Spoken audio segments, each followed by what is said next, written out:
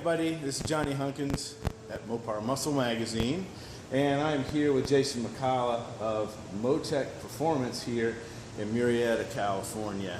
And we are also here with my 1968 Plymouth Valiant project.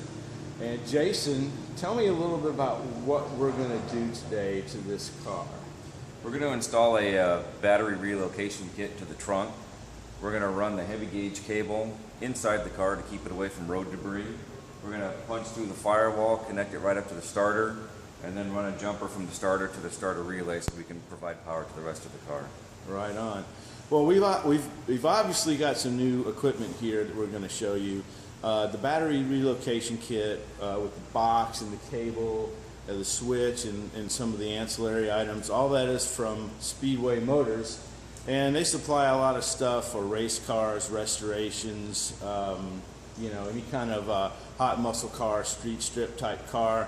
And so we're going to be using their stuff. Plus, we also have an Odyssey Extreme battery, which we'll get into a little bit later. But Odyssey makes some really good batteries. They characteristically have a lot of cranking amps, deep cycle ability, and they last a really long time. So when you have a high compression engine like we do with our Indy cylinder heads, Indy Max, you know, having the extra cranking power can be the difference between being stuck and being on your way. So why don't we take a look at what we got here and dive right on in, Jason. Let's go.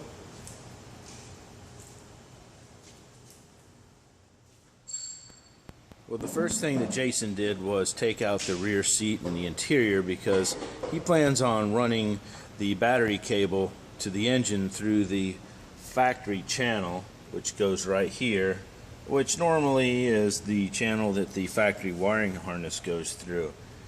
Now let's take a look inside the trunk here. Jason's trying to calculate where the box goes and whether he's going to be able to take the battery out of the box once it's in its final spot. So there's a couple things to figure out on this thing. Number one is the way the kit bolts into the car. It can't be interfering with the frame rail, which is where those spot welds are that you can see along the floor pan. So that's got to go pretty far into the fender there, underneath the deck there.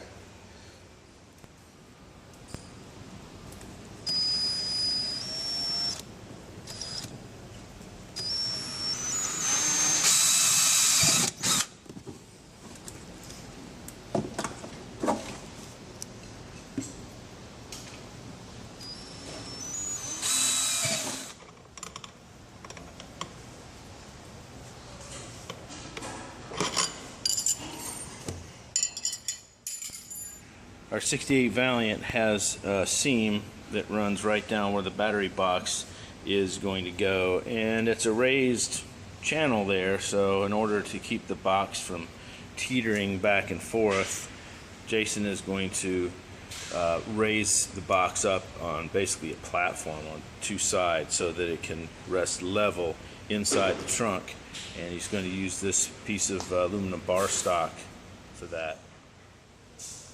Now we're using an Odyssey Extreme battery in our Plymouth, and one of the advantages here is that this thing has a ton of cranking amps, in this case 850 amps of cold cranking power.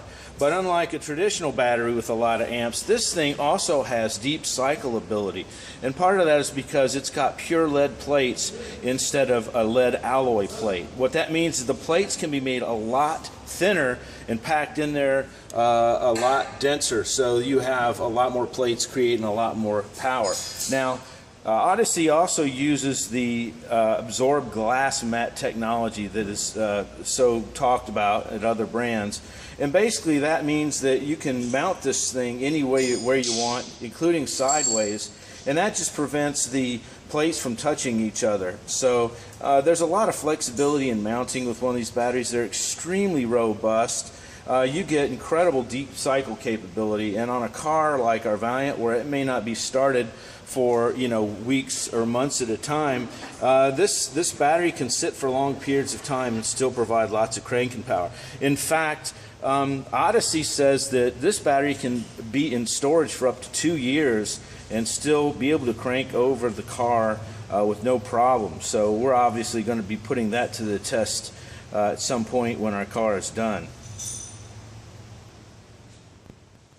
Well, first, Jason's going to start by drilling some 5/8 inch holes for the battery cable. This one's going to go for the ground cable.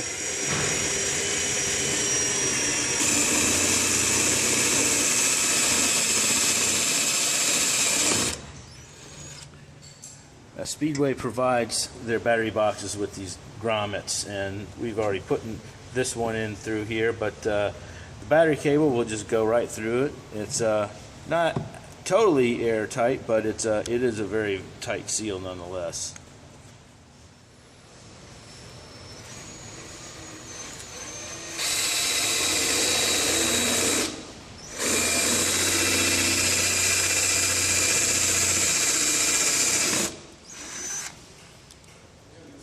You're wondering what this clear tube is here, and what that is a battery vent tube, and that's going to go into the box, and it's going to vent any gas that escapes from the battery. Now, that won't happen with our Odyssey battery, but the NHRA requires that to be there because traditional batteries have sulfuric acid inside them, and when they get hot, they create hydrogen sulfide gas, which is explosive. So the alternate to doing this would be to actually create a completely sealed panel, closeout panel for the trunk, and we want to use the factory style seat and bracket there. So we're going to actually vent this out of the box and underneath the car through the floor there.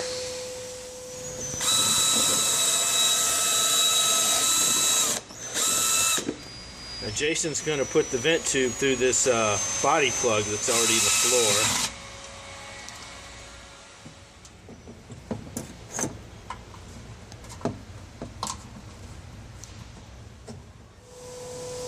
And Jason's just making some little marks with a Sharpie marker in the holes for the battery hold down. He's going to drill some holes in the floor here so that we can get those bolts through.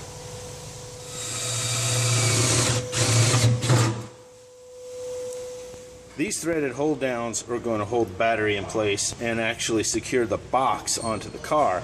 Now the whole idea here is there's going to be one nut on the top and then a nylock washer going to come up from the bottom of the car and basically sandwich the rod onto the box and the chassis.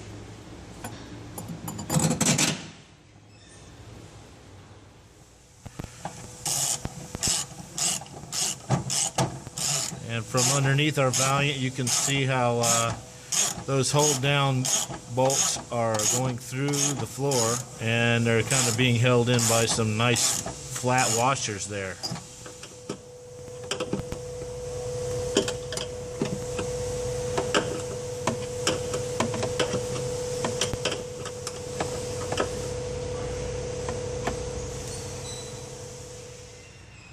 Jason's got the ground strap hooked up with a bolt that he found that's got a serrated ledge on the bottom of the head so that it can dig into the metal, and that's being attached to this tab that's actually from the factory there on the A-body, and the cable's going through the box, and it's going to cross over and connect to the ground on this side.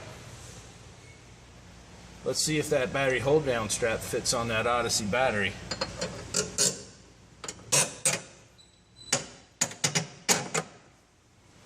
Perfect fit. And next you're going to drill the holes for the lid, and you don't want to wait to the last step to do this, even though the instruction manual says to wait till the end.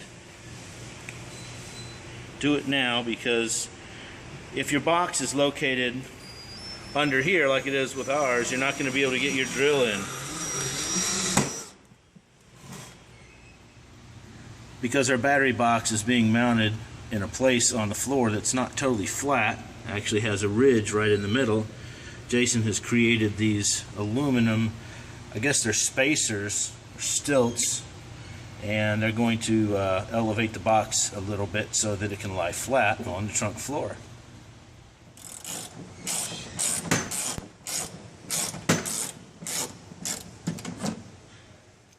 we're about halfway done here. We've got the Enersys battery mounted in the box, and the battery is held down to the chassis.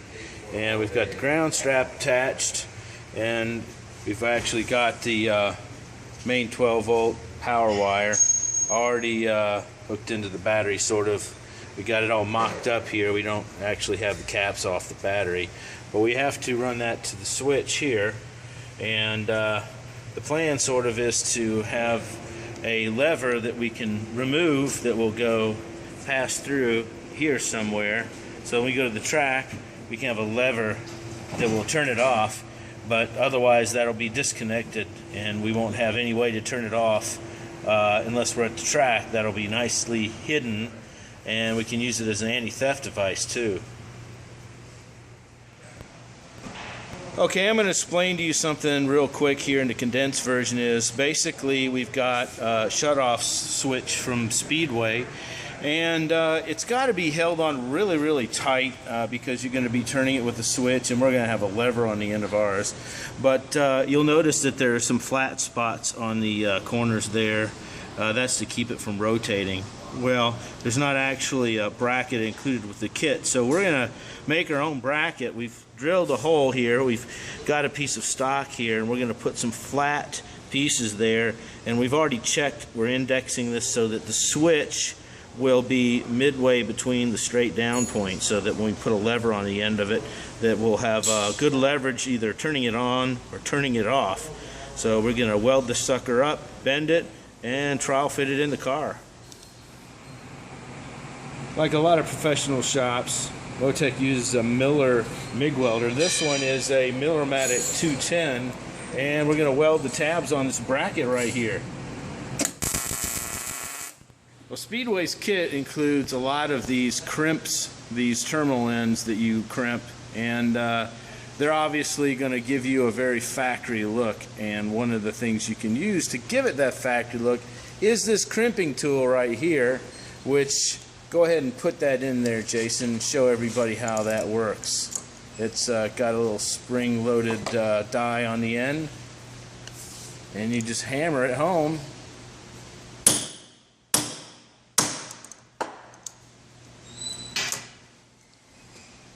Sweet.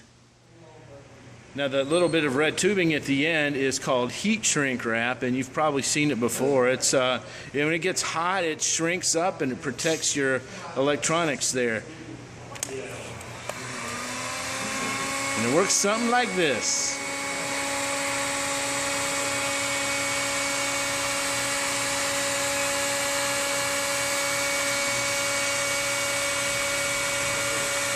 And that's one professional looking battery cable end.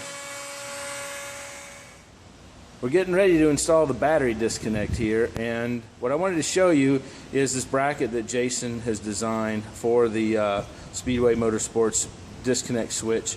You'll notice that it's painted now, and you've got two flats in there to hold this, make sure that it doesn't spin.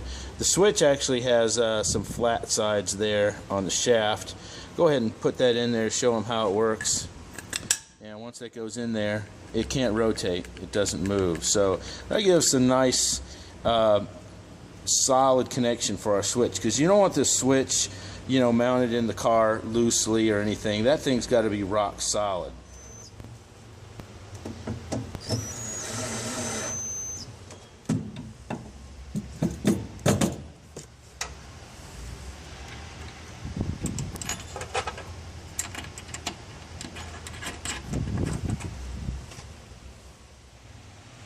One of the last things you do before you put the lid on top of the battery box is you have to glue in the seal, and we're using this 3M weather stripping gasket seal here, and basically this round cross-section seal is glued into this channel along the periphery. That'll seal it so that none of the gas gets out if the battery starts leaking.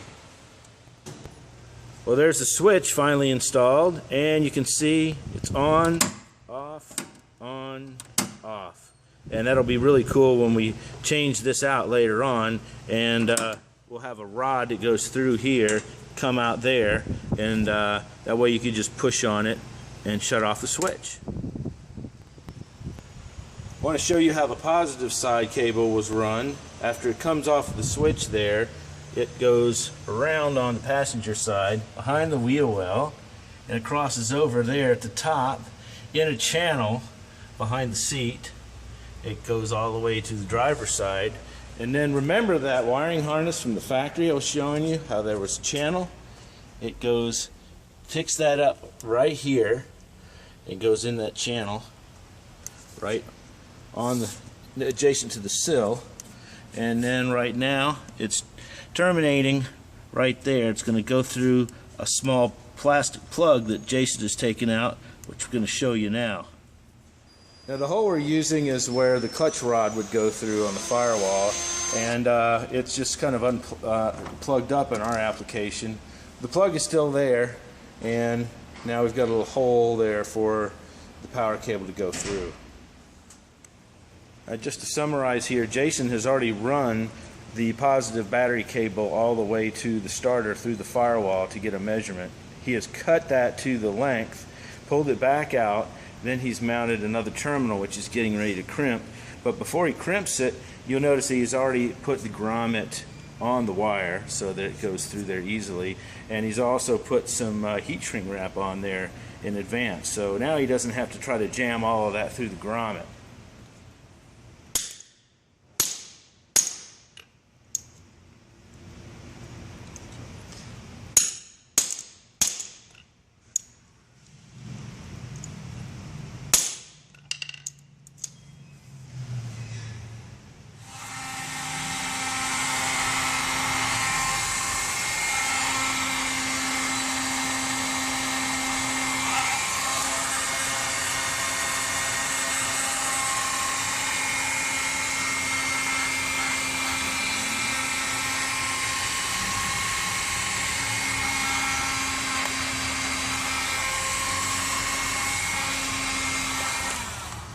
And that, boys and girls, is how you do that.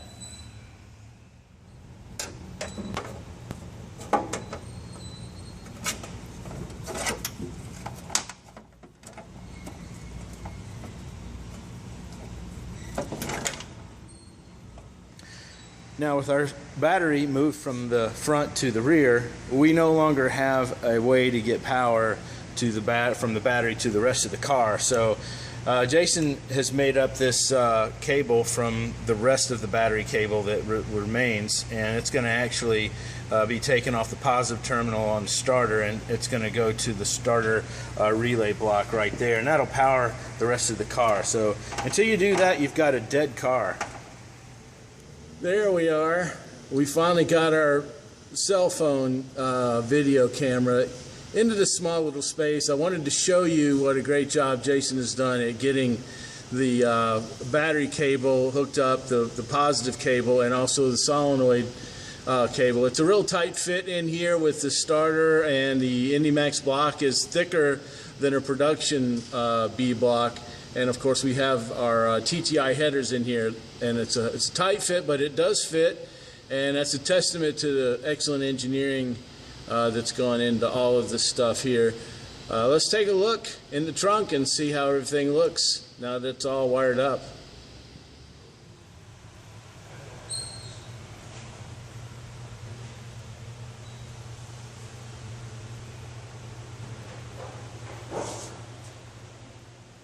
Well, that's how you relocate the battery in a Mopar A body using one of Speedway Motorsports battery relocation kits. The folks here at Motec Performance in Murrieta, California have been very helpful, and we hope that you'll watch the story on the pages of Mopar Muscle magazine for the January 2015 issue. Stay tuned.